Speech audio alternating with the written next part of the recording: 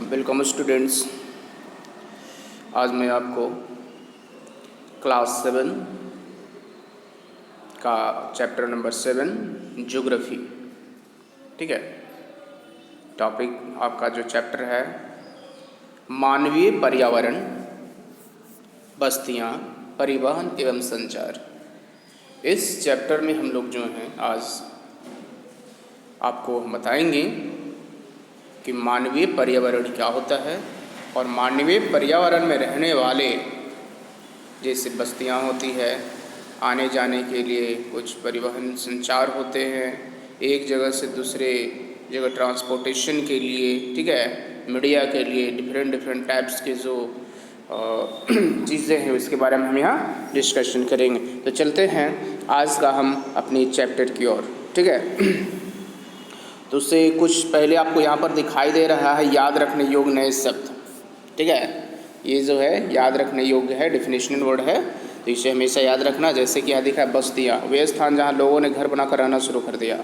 यानी बस्तियाँ उस जगहों को कहा जाता है जहाँ पर लोगों ने घर बनाकर रहना शुरू कर दिया। बसावस्थान, बसावस्थान का मतलब होता है वह स्थान जहाँ पर अथवा बस्तियाँ विकसित होती है, जहाँ पर घर नए घर बनते हैं, नए ठीक है, बस्तियाँ बनती है, वही स्थान को बसावस्थान कहा है। ग्रामीण बस्तियाँ, ऐसे बस्तियाँ जहाँ लोग प्राथमिक व्यवसाय से जुड़े हैं और जहाँ जीवन के लिए आवश्यक आधारभूत सुविधाओं की कमी है।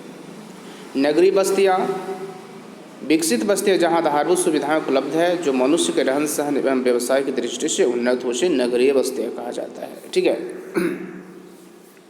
उसके बाद आते हैं परिवहन, यात्रियों या सामान या दोनों को एक स्थान से दूसरे स्थान ले जाने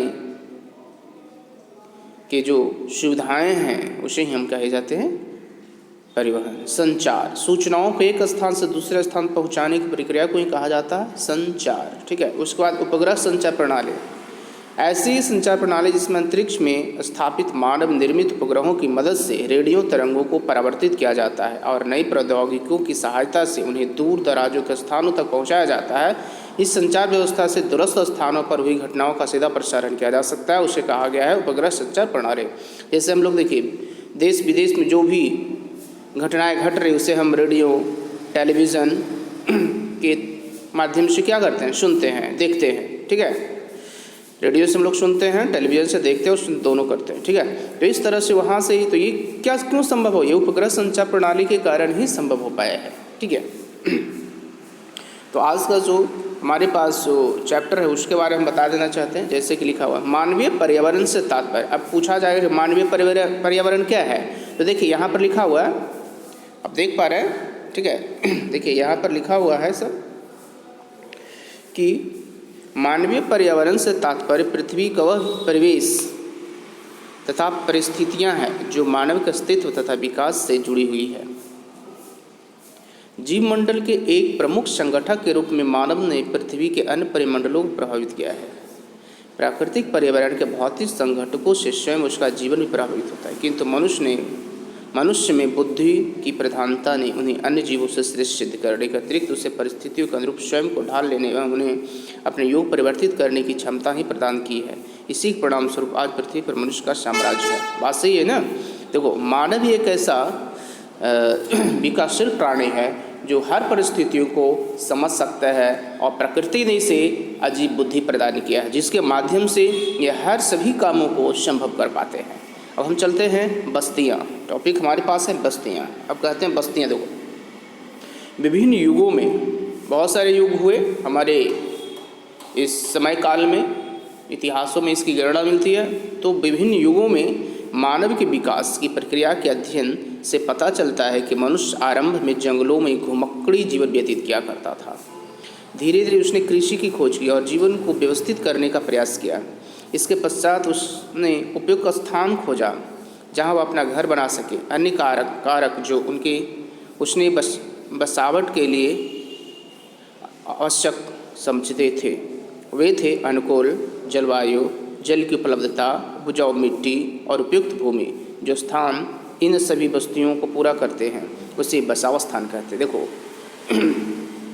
हम लोगों ने आपने जो है क्लास 6 में भी पढ़ा था, ठीक है।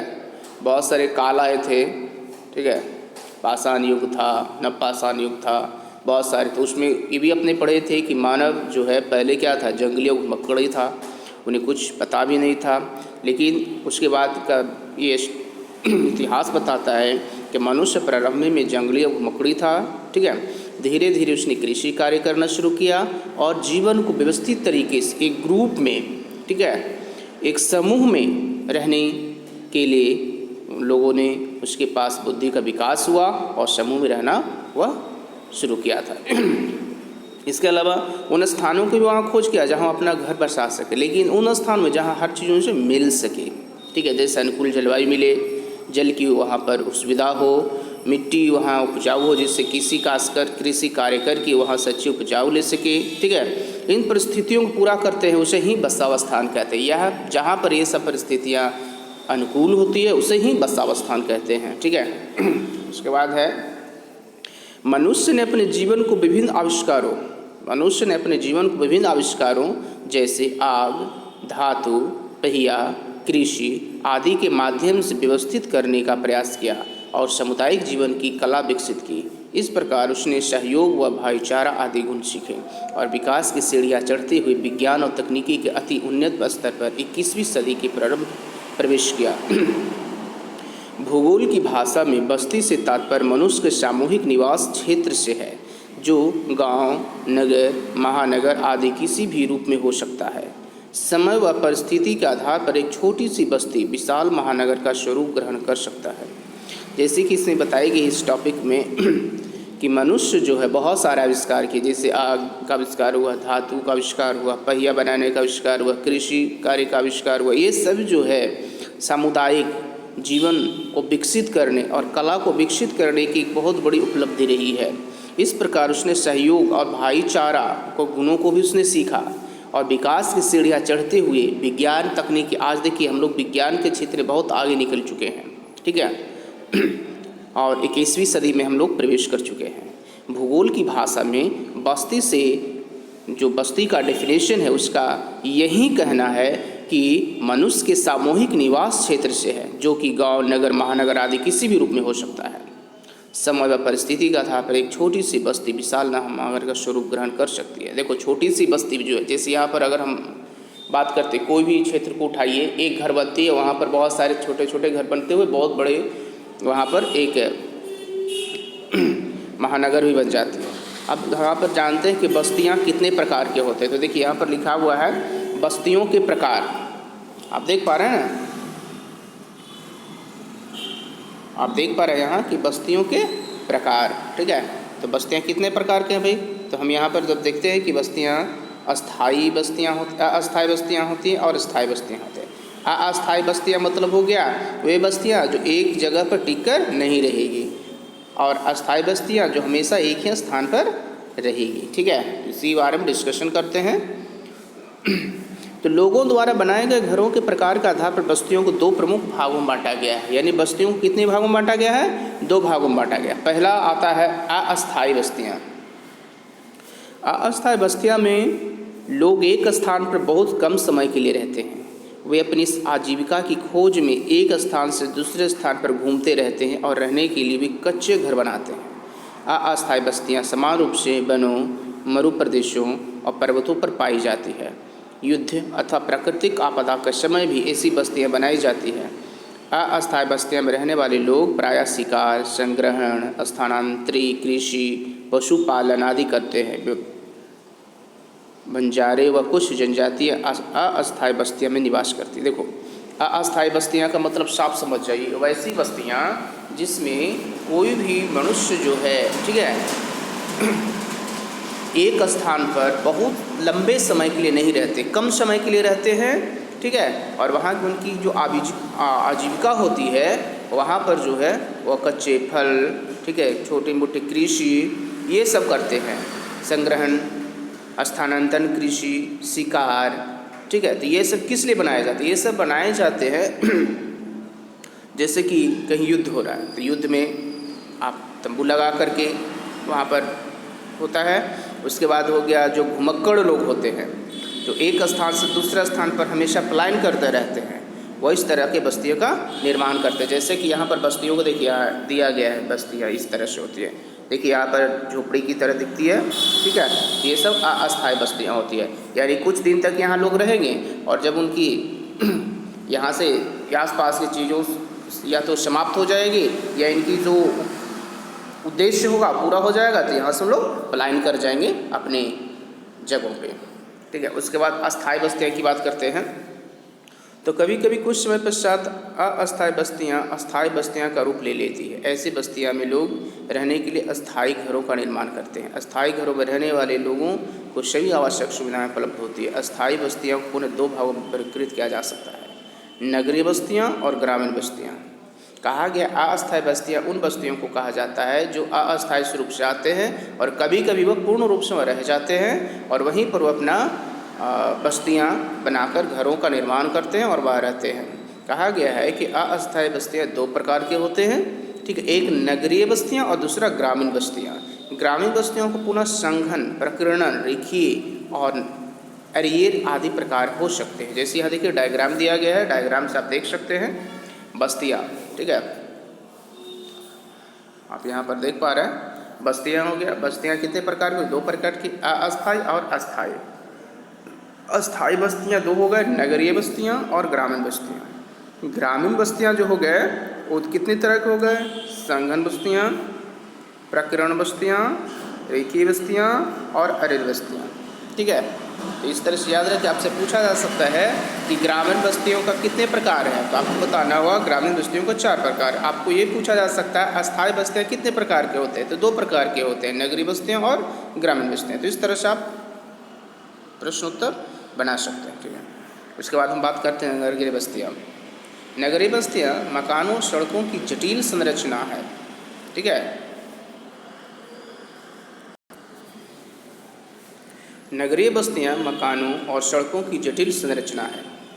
नगरीय बस्तियाँ में समाज का वह वर्ग अधिक निवास करता है जो उद्योग, व्यापार, परिवहन एवं सेवाएं जैसे द्वितीयक या तृतीयक व्यवसाय से संबंधित है। नगरीय क्षेत्रों की जनसंख्या कुछ हजार से लेकर लाखों करोड़ों तक हो सकता है। देखो नगरीय बस्तियाँ वैसी बस्तियों को कहा गया है, ठीक है, जो नगरों को सड़कों से भी जोड़ती है और, ठीक है। और नगरीय बस्तियों में समाज का वे लोग रहते हैं जो उद्योगपति हों, व्यापारी हों, ठीक है, परिवहन एवं सेवाएं जैसे द्वितीय तृतीय व्यवसाय संबंधित रखता हो, ऐसे ही लोग वहाँ रहते हैं। और नगरीय जो बस्तियाँ होते हैं या क्षेत्र होते हैं, वहाँ की जनसंख्या हजारों में से लेकर के करोड़ों तक हो सकती है, ठीक है। आधुनिक युग में नगरीय बस्तियाँ महत्वपूर्ण होती जा रही है, जहाँ मनुष्य को पर्याप्त सुविधाएं प्राप्त हो रही है। व्यवसाय एवं सुविधाओं के आकर्षण के कारण नगरीय बस्तियाँ पर निरंतर दबाव बढ़ता जा रहा है। फलस्वरूप नगरीय जनसंख्या में वृद्धि, उद्योग, परिवहन एवं अन्य कारणों से प्रदूषण बढ़ता जा रहा है और शहर महानगर में रहने वाले लोगों को दैनिक जीवन तथा व्यक्तिगत स्वास्थ्य पर प्रतिकूल प्रभाव पड़ रहा है। देखो ये है, हमने भी बताना चाहेंगे कि जो नगरीय बस्तियाँ होते हैं, ठीक है, नगरीय बस्तियाँ की जनसंख्या बहुत अधिक होती है और जनसंख्या अधिक होने के कारण, ठीक है, वहाँ पर व्यवसाय भी अधिक होते हैं, ठीक है। वहाँ पर निरंतर जो है वहाँ के बस्तियों पर दबाव बढ़ता जाता है, जिसके कारण जो है वहाँ प्रदूषण की समस्याएं उत्पन्न होती है। अब प्रदूषण बढ़ता है जिसके कारण वहाँ के रहने वाले लोग जो हैं उनके दैनिक जीवन, ठीक है, वो प्रभावित होती है और वहाँ के लोग जो हैं बीमार भी होते हैं। इसीलिए अब हम चलते हैं ग्रामीण बस्तियों की ओर। देखिए यहाँ पर नगरीय बस्ती देख पा रहे हैं, देखिए बिल्डिंग ही दिखाई, तो ये नगरीय बस्तियों का उदाहरण है। यहाँ पर जितने भी लोग रहेंगे, ठीक है, तो वहाँ से ग्रामीण बस्तियाँ देख पा रहे हैं, ये ग्रामीण बस्तियाँ की हम बात कर रहे हैं, ठीक है। ग्रामीण बस्तियाँ ग्रामीण बस्तियाँ समान रूप से ग्राम अथवा गांव कहलाती है। ये भी मकानों और सड़कों का संयुक्त ढांचा है। ग्रामीण बस्तियों में रहने वाले लोग मुख्यतः कृषि, मिट्टी का बर्तन बनाने, पशुपालन, मत्स्य उद्योग, वानिकी, हस्तकला, लघु व्यापार आदि से संबंध होते हैं। ग्रामीण बस्तियों में जनसंख्या बहुत कम होती है। भारतीय परिक्षेत्र में ग्रामीण बस्तियों में निवास करने वाले की संख्या सैकड़ों अथवा हजारों में होती है। ग्रामीण बस्तियों में सभी निर्णय पंचायत द्वारा लिए जाते हैं, जो एक अस्थायी शासकीय इकाई होती है। देखो यहाँ पर बात अब आ रही है, ठीक है, कि ग्रामीण बस्तियाँ क्या कहलाती हैं। तो ग्रामीण बस्तियाँ समान रूप से गाँव को ही कहा जाता है। यहाँ भी जो होते हैं मकानों और सड़कों की जाल फैली हुई होती है, लेकिन मकाने जो है वह नगरीय बस्तियों की तरह यहाँ ऊंचे ऊंचे बहुत नहीं होते हैं। यहाँ पर होते हैं लेकिन छोटे होते हैं और एक सीमित में होते हैं, ठीक है। और यहाँ के लोग जो है मुख्य रूप से कृषि और मिट्टी के बर्तन बनाने, पशुपालन, मत्स्य पालन, वानिकी, हस्तकला, लघु व्यापार आदि से संबंध रखते हैं। ग्रामीण बस्तियों में जनसंख्या बहुत कम होती है, ठीक है। भारतीय परिक्षेत्र में ग्रामीण बस्तियों में निवास करने वालों की संख्या सैकड़ों तो हजारों में हो सकती है। और गांव में जो लोग रहते हैं, ठीक है, उसका निर्णायक एक पंचायत कराती है, जो पंचायत वहाँ का स्थानीय शासकीय इकाई होती है, ठीक है। उसके बाद बात करते हैं यहाँ से, ठीक है, कि ग्रामीण क्षेत्रों में लोग अपने घरों के निर्माण में प्रायः स्थानीय सामग्री जैसे पत्थर, मिट्टी, बालू, घास फूस आदि का प्रयोग करते हैं। उनके घर सामान्यतः पर्यावरण के अनुकूल होते हैं, लेकिन विभिन्न प्रकार की ग्रामीण बस्तियों के घरों में हम कई विभिन्नताएं पाते हैं। पर्वतीय और अधिक वर्षा वाले क्षेत्रों में बने मकानों की छत ढलान युक्त होती है। बाढ़ वाले क्षेत्रों में घरों का मचान पर बनाया जाता है। घरों को मचान पर बनाया जाता है। अधिक गर्म जलवायु वाले क्षेत्रों में घरों की दीवारें मिट्टी से व मोटी बनाई जाती है और छतें घास फूस से बनाई जाती है। देखो अब यहाँ पर समझ में आ गई कि जो गांव के जो घर होते हैं, ठीक है, वह प्राय जो वहाँ के गांव के जो घर बने होते हैं मुख्य रूप से पत्थर के हो सकते हैं, मिट्टी के हो सकते हैं, बालू, घास फूस आदि को के प्रयोग करके बनाए जाते हैं। और उनके जो घर होते हैं वो पर्यावरण के अनुकूल होते हैं। गर्मी में वो गर्मी के लायक होते हैं, जाड़ा में जाड़े के लायक होते हैं, ठीक है। तो इस तरह से तो जैसे यहाँ पर बोला पर्वतीय और अधिक वर्षा वाले क्षेत्रों में बने मकानों की छत ढलान युक्त होती है, ठीक है। ढलान होता है कि पानी पड़े तो नीचे आराम से गिर जाए। और बाढ़ वाले क्षेत्रों में जो घर बनाए जाते हैं वो मचान पर बनाए जाते हैं। और अधिक गर्म जलवायु क्षेत्रों में जो मकान होते हैं उनकी दीवारें मिट्टी से बनी होती है और बहुत मोटी होती है और घास फूस से ऊपर रखते हैं, ठीक है। ग्रामीण बस्तियाँ विभिन्न प्रकार की हो सकती है, जैसे संघनन, प्रकीर्ण, रेखीय और अरीय। हमने पहले ही बताया था कि ग्रामीण बस्तियों को मुख्य रूप से 4 वर्गों में बांटा गया है। पहला आता है संघन, सघन, प्रकीर्ण, रेखीय और अरीय, 4 है। तो पहली बात हम करते हैं सघन बस्तियों में। सघन बस्तियों में एक में घर एक दूसरे से सटे होते हैं, यानी घर जितने भी रहेंगे सटे सटे घर रहेंगे। प्रकीर्ण बस्तियों में घर एक बड़े क्षेत्र में एक दूसरे से दूर फैले हुए होंगे और प्रकीर्ण बस्तियाँ प्राय पहाड़ी क्षेत्रों अथवा जंगलों या मरुस्थलीय भागों में पाए जाएंगे। रेखीय बस्तियों की बात करें तो रेखीय बस्तियाँ सड़क अथवा नदी नहर के किनारे विकसित होते हैं, ठीक है। अरीय बस्तियों की बात करें, विकास तब होता है जब किसी एक बिंदु से चारों दिशाओं में गलियाँ निकाली जाती हैं, ठीक है। देखिए यहाँ पर आपको हम दिखाना चाहते हैं, ये है संघन बस्तियाँ, ठीक है। देखिए सब एक घर दूसरे से क्या है, अटैच है ना। उसके बाद करते हैं प्रकीर्ण बस्तियाँ। प्रकीर्ण बस्तियाँ में एक घर यहाँ है, ठीक है, तो एक घर देखिए यहाँ है, एक घर यहाँ है, एक घर यहाँ है, तो इस तरह से दूरी दूरी रहेगा, ठीक है। उसके बाद बात करते हैं हम रेखीय बस्तियाँ। तो रेखीय बस्ती में देखिए, रेखीय बस्ती में होती क्या है, एक रेखा अब नदी है, ये नदी अगर है, ठीक है, तो नदी के किनारों पर ही बस्तियाँ बसी होती है, तो एक रेखा में दिखती है ये, ठीक है। उसके बाद हम बात करते हैं अरीय बस्तियाँ। अरीय बस्ती में सिर्फ गलीयुक्त होती है, जो अरीय बस्तियों का यहाँ आप फोटो देख सकते हैं बुक में भी, ठीक है। उसके बाद हम बात करते हैं परिवहन का, ठीक है।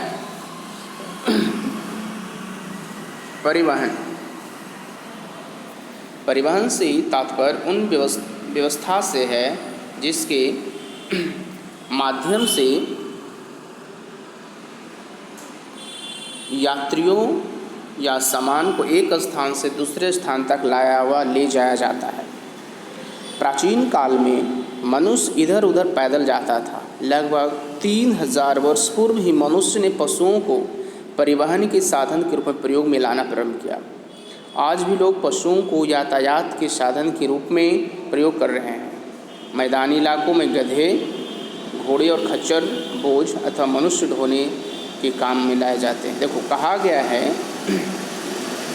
कि परिवहन का तात्पर्य वह शब्दों से है जिसके माध्यम से यात्रियों या सामानों को एक जगह से दूसरे स्थानों पर ले जाया या लाया जाता है, उसे ही परिवहन कहा जाता है। प्राचीन काल में मनुष्य ने इधर उधर पैदल जाता था। लगभग 3000 वर्ष पूर्व ही मनुष्य ने पशुओं को पालना शुरू किया था। आज भी लोग पशुओं को पालने, यातायात के लिए पालते हैं। मैदानी इलाकों में गधे, घोड़े और खच्चर बोझ को ढोने के काम में प्रयोग में लाते हैं। इतना नहीं, मनुष्य भी बोझे को ढोने का काम करता है। पर्वतीय क्षेत्रों में याक, लामा, खच्चरों का समान रूप से परिवहन हेतु उपयोग किया जाता है। मरु प्रदेशों में ऊंट यातायात का प्रमुख साधन है। इसे रेगिस्तान का जहाज भी कहा जाता है। घने जंगलों में भारी लट्ठे उठाने के लिए हाथियों का उपयोग किया जाता है, ठीक है। पहिए के आविष्कार ने यातायात को सरल और तीव्र बना दिया। देखो, पहिए का जब आविष्कार हो गया तो यातायात के लिए क्या हो गया, आसान हो गया। नई खोजों और आविष्कारों के साथ यातायात के विभिन्न साधन अस्तित्व में आए। रेलें, मोटर गाड़ियाँ, जलवायु, वायुयान आदि आधुनिक युग में परिवहन के प्रमुख साधन हैं।